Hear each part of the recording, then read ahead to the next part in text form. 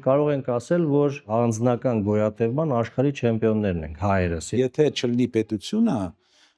ոչ մի բան չի զարգանալու։ Ինչպես են ազգային պետությունները ձևավորվել եւ ուր էր այդ ժամանակ Հայաստանը։ Կանացնես ֆորպոստ եւ ուղակի վաճառականներից հավաքեց գումարները։ Ազգային պետությունները ի վերջո սկսեցին ձևավորվել, երբ որ կապիտալը մտավ խաղի մեջ։ Մենք որտեղ են մեր քաղաքները այդ ժամանակ։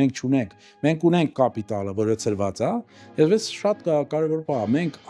այդ վիճակում գալիս հասնելու ենք 18-րդ դար, հա։ Ունենք հողատու եւ անհող։ Պատերազմը դա շատ ուրեմն թանկ հաճույք է։ Վերջում ունենում ենք մի իրավիճակ, երբ որ մեզ ասում են, իսկ հիմա խորհրդարանական երկիր պետք է դառնանք։ Մենք չենք կարող կրկնել տարբեր ճանապարհները, որոնք անցել են եվրոպական պետություն, դա անհնար է։ Առանց պետության անհնար է։ Եվ տեսեք պարադոքս, մենք դարերով ապրել ենք առանց պետության։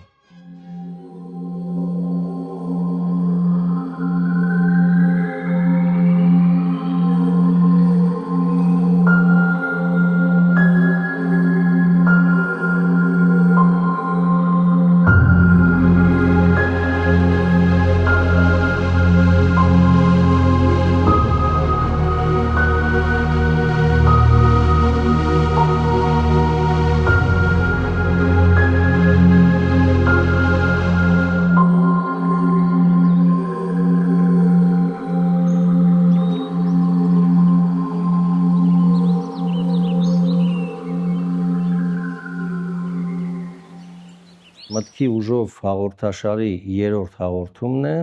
ոդքասթների շարք, որը նվիրված է հասկանալու հիմքերը, ակունքները մեր պարտության, ինչու այսպես պատահեց, ինչու այսպես ամեն անգամ մի ավեր, մի վնաս լինում է մեզ անպակաս, մեզ հայերիս։ Եվ մենք որոշեցինք գնալ սկիզբ, վերադառնալ սկիզբ, հասկանալ այդ ամեն ինչի պատճառները, որպեսզի կարողանանք բուժել եւ վերանորոգվել։ Մենք կարող ենք իհարկե հետևանքների հետ պայքարել, բայց եթե խորքային պատճառները չվերացնենք, կշարունակենք դեգերել աղեկ, ցաքուցրիվ եւ անգաղափար։ Առաջի երկու հաղորդումները նվիրված էին ազգային ինքնությանը եւ ազգային արժեքներին, այն հենասյուները, որի վրա կառուցվում է ազգային պետությունը։ Եվ այսօր մենք կզրուցենք ազգային պետության մասին,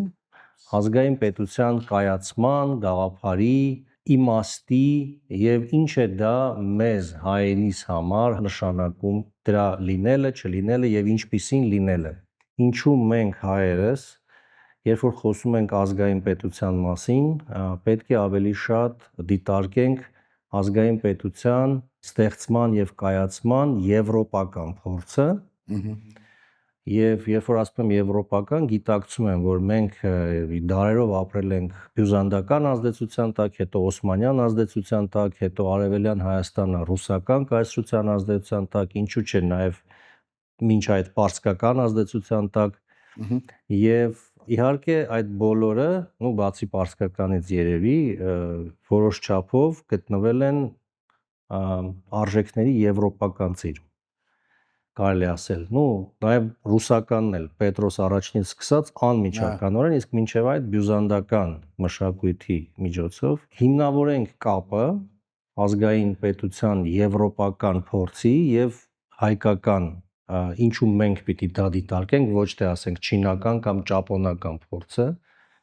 եւ այդտեղից սկսենք եւ հետո կշարունակենք։ Լավ, շնորհակալություն, շատ լավ հարց է, որովհետեւ մենք շատ անգամ խոսում ենք դրա մասին, որ մենք պետքա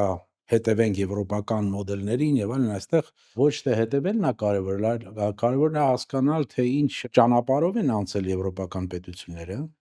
ոնց են ձևակերպել ազգային պետությունները, ինչ է տեղի ունեցել եւ ինչով է այդ ճանապարհը տարբերվում մեր ճանապարհից կամ մեր ընտրած ուղիից։ Սկսենք դրանից, որ հայեցակարգը հենց եվրոպական է, եւ Եվրոպայում ձևավորվեցին ազգային պետությունները։ Շատ անգամ թվում է Ջոել Միգդելը մասնագետ է մոդեռնիզացիայի եւ ազգային պետությունների ստեղծման, նա ասում է շատ անգամ մարդկանց թվում է, որ ազգային պետությունները միշտ եղել են, կան եւ լինելու են։ Ոնց որ լանդշաֆտում, հա, ծառերը, գետերը, լեռները միշտ եղել են, միշտ լինելու են, միշտ կան, բայց դա այդպես չի։ Մի քանի դարվա պատմություն ունեն, բայց միջև այդ մի քանի դարը գալը ճանապարհ են անցել։ Եվ հետարքիրն ինչ է, որ անցել են տարբեր ճանապարհներ, բայց եկել են նույն տեղը։ Այսինքն եկել են ոնց որ բոլոր ճանապարհները տանում են Ռոմ, եկել են ազգային պետության, այսինքն 18 դարվա վերջից 19-րդ դարում եվրոպական բոլոր պետությունները ոնց որ ազգային բնակարաններում սկսեն բնակվել։ Ոստեղ միշտ այդ հարցը եղել է, տեսական հարցը եղել է, ինչպես դա տեղի ունեցավ։ Եթե խորանանք այդ հարցում տասնյակ կանոններ կարելի է բերել, մարդիկ, որոնք որ գրել են, հեղինակավոր տեքստեր կան եւ այլն, բայց մենք պետք է ընտրենք այն տեսությունը, որը որ լավագույն կերպ կարող է մեզ բացատրի ինչ տեղի ունեցավ, հա, ինչու եկան հասան ազգային պետությանը, եւ ոչ միայն բացատրի, այլ մեզ հնարավորություն տա մենք հասկանանք մեր փորձը։ Այո, որովհետև հատկապես որ Բագրատունիների թագավորությունը 1045 թվից հետո 11-րդ դարի կեսից փաստացի դադարեց գոյություն ունենալուց եւ մեզ մոտ դադարեց եւ Եվրոպայում կարծես սկսեց։ Հենց այդտեղից ուզում եմ սկսել տեսությունը, որը իմ կարծիքով շատ լավ բացատրում է, թե ինչ տեղի ունեցավ Եվրոպայում, դա Չարլզ Ստիլին է։ Ինքը գրել է 40-ից ավելի գիրք, ես մի գիրքը առաջի հրատարակությունից հետո ինքը նորից վերադարձավ այդ թեմային եւ վերջում տվեց վերնագիր, որը մեզ համար կարեւոր է, որ մենք հասկանանք ոնց է ամենակարևոր թեզը իր, հա։ Ինչի մասին է խոսքը գնում։ Ոնց են ձևակերպվել այդ տարբեր պետությունները, որ բաղադրիչները կամ փոփոխականները կարևոր են եղել բոլորի համար այդ ճանապարհին։ Առաջինը հարկադրումն է, երկրորդը կապիտալն է։ Այդ երկուսը կարող է տարբեր ձև են տարբեր երկրների մոտ զարգացել, բայց երկուսն էլ եղել են։ Նայած որն է ավելի զարգացած եղել, ազդել է նաև ինչ տեսք է ստացել ազգային պետությունը, բայց այն որ այդ երկուսը տեղի են ունեցել, դա շատ կարևոր է։ Եվ երևի պետք է սկսենք այդ հարկադրման հարցից, եւ քանի որ Բագրատներից խոսեցիք, մի երկու դար միջև իրանց բանը, ես օրինակը չի բերում Ծիլին, բայց ինձ դա միշտ հետաքրքրել է, որովհետեւ Ռոմեական կայսրության փլուզումից հետո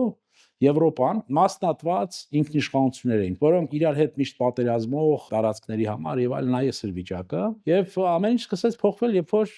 վիկինգները հայտնվեցին։ Շատ տարօրինակ բան է, բայց նորմանները, որոնք որ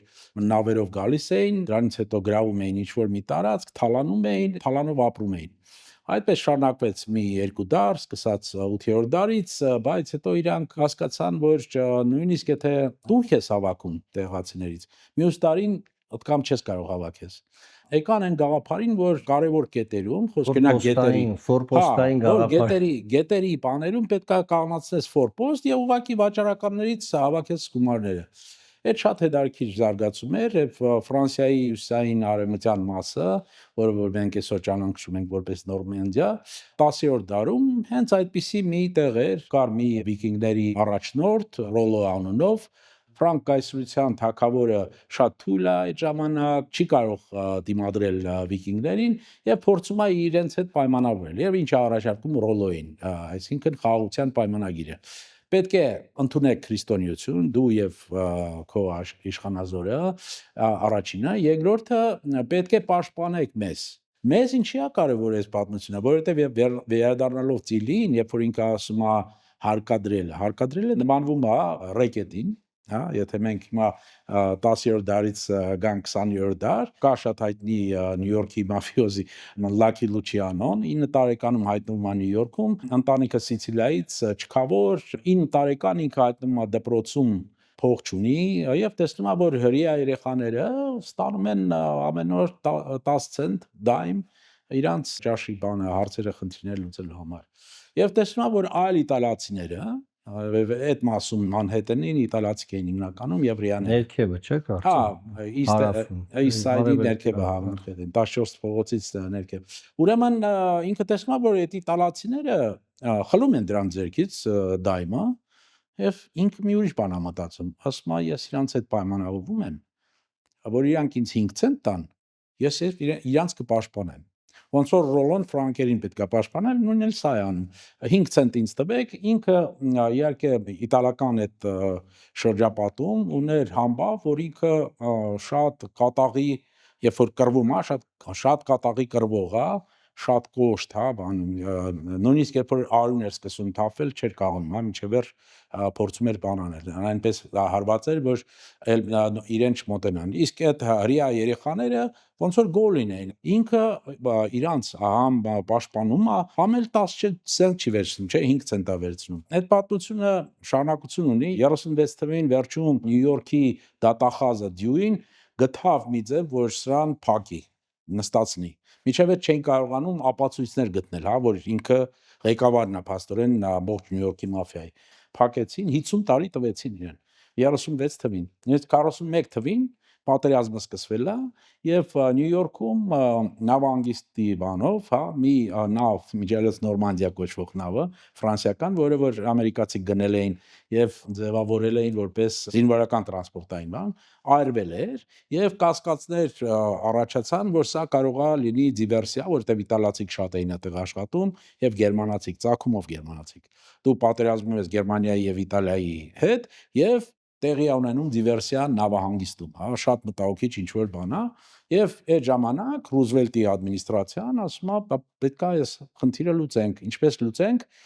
ով է մաֆիան է կառավարում ամբողջ նավահանգիստները։ Բռնության մենաշնորհը պատկանում էր մաֆիային։ Այո, բռնության մենաշնորհը այն շատ կարևոր ուրեմն սահմանումն է, որը Մաքս Վեբերը տվել էր արդեն 20-րդ դարում, թե ինչա պետությունը ունի այդ մենաշնորհը, հա, բռնության, բայց պարզվում է, որ չունի այդ մենաշնորհը, որովհետև մաֆիան փաստորեն կարողանում է կառավարել եւ վերահսկել այդ ամենը։ Դրա դիմաց ինքը իրան տեղափոխում են ավելի լավ պայմաններով բանդ։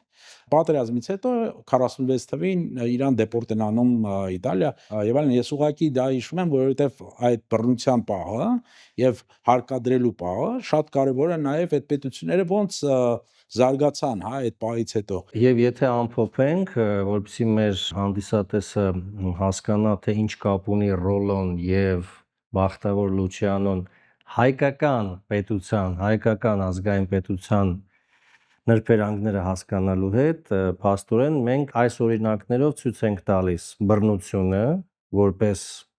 պետության կամ ազգային պետության մենաշնորհ։ Ծիլին ասում է, որ պատերազմը մի հենց իր բառերով ասեմ, հա, պատերազմը մի մանորթուի էր, որի ձեռքից առաջացավ եվրոպական ազգային պետությունների կծիկը եւ նրանց ներքին կառուցվածքը ձևավորվեց պատերազմի եւ պատերազմներին պատրաստվելու արդյունքում։ Այսինքն դու պատերազմում ես, քեզ պատերազմելու համար պետք է պարտադրես, պետք է հարկադրես վասալներիդ, որ իրանք ներկայանան, իրանց լոյալությունն է պետք ես։ Եթե դա չես կարող անել, դու չես կարող նաև, ինչ ավելի կարևոր է, այդ երկրորդն է, կապիտալը, որովհետև պատերազմը դա շատ ուրեմն թանկ հաճույք է, հա, այսպես ասած։ Քաղաքականությունը եւ պատերազմը։ Այո, պատերազմելու համար դու պետքա խլեիր այն ռեսուրսները, այն մարդկանցից, որոնք որ երևի ամենևին պատրաստել չէին։ Դրա համար պետք է կոմպենսացիա լիներ, պետք է պայմանավորվեի իրանց հետ, եւ կան շատ հայտնի դեպքեր, երբ որ չէր ստացվում պայմանավորվել, հա, օրինակ անգլիացի նայլեր նորման իր ցակումով, խոսքը գնում է Հովանես ոնց է անհողի մասին, դիզիմելն landlag, հա, ուրեմն իր պատմությունը ինչու՞մ է ինքը պարտվեց, հենց այն Նորմանդիան, որը որ գրաված էր, նույն մի պետություն էր համարյա Անգլիայի հետ Նորմանդիան, ինքը պարտվեց Ֆրանկ թագավորին Ֆիլիպ II-ին, եւ ինչու պարտվեց, որովհետեւ բարոնները պատրաստ չէին տրամադրել այն, ինչ որ իրան պետք էր պատերազմ վարելու համար։ Հետարքիր է, ունենք հողատու եւ անհող։ Հետարքիր է, որ այդ անունը իրան դեկատակով իր հայրն էր տվել, Հենրիխ II-ը, որովհետև ինքը ամենափոքր տղեն էր եւ մեծ աղբերները արդեն ամեն ինչ կիսել են իրար մեջ, իրան բան չէր մնացել։ Բայց մեզ ինչով է հետարքիր, որ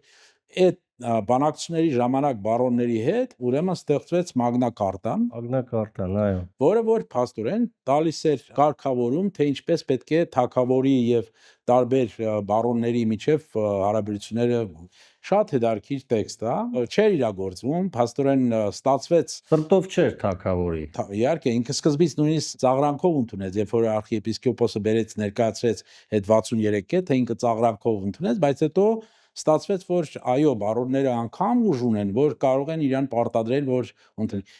Ինքը բանարեց, որ դա թագավորի տված բանն է, ոչ թե պահանջված նա բարոնների կողմից, այլ ինքը թագավորն է տվել։ Երես փրկելու տակտիկաներից է բանակցային։ Ես ցանկանում եմ, որպեսզի մեր ունկնդիրը այս պատմական էքսկուրսը անցնելիս տեսնի ինքը զուգահեռներ տանի, թե ինչպես են ազգային պետությունները ձևավորվել եւ ուր էր այդ ժամանակ Հայաստանը։ Ինչով էինք մենք այստեղ զբաղված, երբ որ ազգային պետություններ էին ձևավորվում, որտեվ վերջում ունենում ենք մի իրավիճակ, երբ որ մեզ ասում են իսկ հիմա խորհրդարանական երկիր պետք է դառնանք, առանց հասկանալու այն ամբողջ պատմական բեռը, որ պետք է ճանապարհը որ պետք է անցած լինես, որպեսզի կայանաս որպես ընդհանրապես որպես պետություն, երկրորդը հետո որոշես նախագահական թե խորհրդարանական։ Մենք չենք կարող կրկնել տարբեր այդ ճանապարհները, որոնք անցել են եվրոպական պետություն, դա անհնար է, դրա մասին առանձին խոսենք, ինչ տեղի ունեցավ, ինչու մենք 91 թվից ինչ որ պատկերացնում ենք, որ դա հնարավոր է, որ մենք կարող ենք այդ ճանապարհը, այդ էվոլյուցիան, որը իրանք անցել են։ Շատ հետաքրքիր է, որ հենց անգլիացիք ավելի շատ հիմնվեցին հոլանդական փորձի վրա։ Եվ Հոլանդիայի փորձը շատ հետաքրքիր է եւ կարեւոր է, որովհետեւ ինչու հաղթեցին իրանք։ Մի պատերազմ չէր։ Ֆրանսիայի հետ պատերազմ էր, Անգլիայի հետ պատերազմ էր, Իսպանիայի հետ Habsburg-ների հետ միշտ պատերազմի մեջ էին, Պորտուգալիայի հետ պատերազմ, բայց ինչպես կարողացան, ինչպես դա հաջողվեց, որովհետև իրանք ստեղծել էին մեխանիզմներ, որոնք թույլ են տալիս պետությանը շատ արագ ձևով այդ կապիտալը մոբիլիզացնել, որը շատ կարևոր էր պատերազմ վարելու համար։ Սա է շատ կարևոր, որ այդ արդեն մյուս փուլն է, զարգացման, եւ այդ փուլը զարգացման նաեւ հետաքրքիր է, որ արդեն կա վառելող, թնդանոթներ եւ այլն, եւ պատերազմի ուրեմն գինը ավելի բարձրացել է։ Էլ արդեն չես կարող միայն քո ասպետներով դուրս գաս մարտի դաշտ եւ հաղթես եւ այլն։ Գինը բարձրացել է, այլ կապիտալ է պետք կուտակել։ Հիմա եթե հետ գանք կապիտալի ներգրավմանը ազգային պետության ստեղծման մեջ։ Դրա մասին ավելի շատ ծիլին ասելիք ունի, որովհետեւ ինչ ասում մեզ Հոբսը։ Հոբսը ասում է, եթե չլինի պետությունը, ոչ մի բան չի զարգանալու։ Լինելու է այդ բնական վիճակը քաոսային եւ այլն։ Եվ քանի որ պետությունը պետք է հիմա արդեն զբաղվի ոչ միայն պաշտպանությունով, այլ նաեւ ոլորտներով, որոնք հանրային շահ են ներկայացնում։ Տարբեր դասա եթե թույլ կտակ կներեք, եթե ընդհատում եմ, շարունակենք միտքը, չէ՞ որ պետությունը մեզ հարկավոր է նաեւ հանրային բարիքը արդարացի բաշխելու համար։ Իհարկե այդ հասարակության անդամների մեջ։ Իհարկե, արդարությունը շատ կարևոր է, եւ սկսված նույն Մագնա Կարտայից, որի մասին խոսեցինք, Մագնա Կարտան չնայած մոռացված էր անգլիացիների կողմից, Կրոմվելը կոչում էր դա Մագնա Ֆարտա, չտարբանեմ թե ինչ կոպիտ բան էր, բայց այդ տեքստը, որը ստեղծված էր 10-րդ դարվա սկզբում, 1215 թվին, ունեցավ ազդեցություն նույնիսկ Միացյալ Նահանգների սահմանադրության վրա։ Եթե համատենք 5-րդ լրացումը, համատենք 39-րդ կետի հետ, Մագնա Կարտայի, փաստորեն նույնն է, փաստորեն նույն այդ արդարության մասին է, եւ որ ոչ մեկ չի կարող կյանքից կամ զրկվի կամ պատժվի առանց պատշաճ արդար դատաքննության։ Սա կարևոր է եւ դա բանակցություն է, չէ՞, բանակցումը նոր խավը, բուրժուազիան, բանակցումը ինչքան մենք կարող ենք տրամադրել գումար թագավորին, որը որոշել է պատերազմել։ Տեսեք, դուք ասացիք մի միտք, առանց պետության անհնար է։ Դա ձեզ մոտ կայացած արդեն մի հավատամք է, ձեզ մոտ եւ այդ բոլոր հեղինակների, որոնց դուք մեջ եք բերում։ Եվ տեսեք պարադոքս, վերադառնանք մեր բազմաչարչար երկիր։ Մենք դարերով ապրել ենք առանց պետության։ Եվ դա իր հետքը թողել է։ Եվ մեր արժեքների վրա, եւ մեր ինքնության վրա, եւ մեր այս փորձը, երբ որ մենք փորձում ենք գնալ ակունքներին, խնդրում եմ սա չմոռանանք։ Բագրատների մասին ասացիք, բայց Բաղրատներից այս կողմ մենք որտեղ ենք այդ ժամանակ։ Մենք հայտնվել ենք տարբեր այլ կայսրությունների մաս, այդ ժամանակ արդեն 15-րդ դարվանից միանշանակ Օսմանյան կայսրությունը, որը որ սկսում է զարգանալ վերապրել, եւ մենք փոքրամասնություն ենք։ Այսինքն մեր կապիտալը մեր վաճառականները ինչ որ մի պահ նույնիսկ մրցակցում էին հրեաների հետ, գենուեսցիների հետ, սա շատ կարևոր է։ Ոնց որ առանց պետություն ունենալ, դու ունես այդ կապիտալը, բայց քո կապիտալը ծրված է ամբողջ աշխարհում։ Կալկատայից մինչև Իսկ ինչ վերաբերվում է քաղաքների զարգացմանը, որը որ նաև կարևոր էր եվրոպական այդ ազգային պետությունների բանով, հա, որովհետև կա քաղաք, կա կուտակում այդ կապիտալի, կա հնարավորություն այլ ձև հարկադրում։ Մենք որտեղ են մեր քաղաքները այդ ժամանակ։ Մենք չունենք։ Մենք ունենք կապիտալը, որը ծրված է, եւ այս շատ կարևոր բան է։ Մենք այդ վիճակում գալիս հասնելու ենք 18-րդ դար, հա։ մինչև այդտեղ հասնելը փաստորեն բացահայտելու համար հյուսիսի եւ հարավի արժեթաբանական տարբերությունը։ Հյուսիսը թոթափում է մուսուլմանական լուծը եւ կարողանում է ի վերջո քրիստոնեական արժեքների հիման վրա կառուցել հանրային բարիքը որպես արժեք ընկալել, բայց դա ավելի դժվար է ընդհանուր քան հյուսիսում, ստեղ կա նաև կրոնական մի խմբ, որովհետև ռեֆորմացիայից հետո իրանք ավելի բողոքական բանի վրա են եւ բողոքական մոտեցումը, ուրեմն պատասխանատվությունը դնում է անձի վրա, հա։ Իսկ հարավը մեծամասնությամբ մնաց կաթողիկ կամ ուղղափառ, Բալկաններում ուղղափառ կամ կաթողիկ, Իտալիան փաստորեն կաթողիկ, Իսպանիան կաթողիկ։ Այդ տարբերությունն էր կարևոր, հա, ինչպես էր դա ձևավորվում։ Իսկ իտալացիների համար խոսքի օրինակ, եթե մենք նայենք իտալացիների, նույնիսկ այսօր հարավի եւ հյուսիսի միջև տարբերությունը զգացվում է։ Մինչև հիմա մնացել է այդ ազդեցությունը, պատկերացրեք քանի դար հետո, որովհետև դա գոյատևման մեխանիզմների հետ է կապված։ Հենց դա նկատն է, եթե գանք օրինակ մենք չէ որ աշխարհագրորեն հարավ ենք եւ մենք ապրել ենք Օսմանյան կայսրության լծի տակ այդ ժամանակաշրջանում, այսինքն մեզ համար կարևոր է եղել անձնական գոյատևումը։ Այսինքն կարող ենք ասել, որ մենք անձնական գոյատևման աշխարհի չեմպիոններն ենք, հայերս, եւ դա բոլորը գիտեն։ Այո։ Բայց այստեղ փաստորեն մի պարադոքս է ստացվում, լինելով գոյատևման անձնական չեմպիոններ, այդ անձնական գոյատևման հմտությունը եւ արժեքը կարծես խանգարում է ընդհանուր բարիքի արժեքի գիտակցմանը։ Եթե նույն Հոլանդիան վերադառնանք մի պահ, իրանց մոտ համատեղ գործել հանրային շահի համար ձևակերպվում է ոչ միայն որպես պահանջ պատերազմներին մասնակցելու համար, հա, այլ պահանջ, որը որ բնական է, իրանք ջրի դեմ առնելու համար պետք է համագործակցեն եւ այլն եւ այլն։ Եկեք այս գիտակցումով, եթե ընդունում եք, որ փաստորեն մենք հայերս ստիպված ենք եղել անձնական գոյատևման հարցեր լուծել, մինչդեռ այնտեղ արևմուտքում կայանում էին ազգային պետություններ, կապիտալներ, հեղափոխություններ եւ այլն, եկեք մեր ազգային պետության մասին ոդքասթի առաջին մասը փորձենք ամփոփել եւ մեր ունկնդիրներին ասենք, որ երկրորդ մասում մենք քննարկենք ֆրանսիական հեղափոխության ազդեցությունը 18-րդ դարը, ինչ եղավ 18-րդ դարում, հետո ռուսական կայսրության մուտքը Օսմանյան կայսրությունից եւ Պարսկաստանից, երբ որ նրանք պոկեցին Հայաստանի այդ մասը, եւ իհարկե կգանք արդեն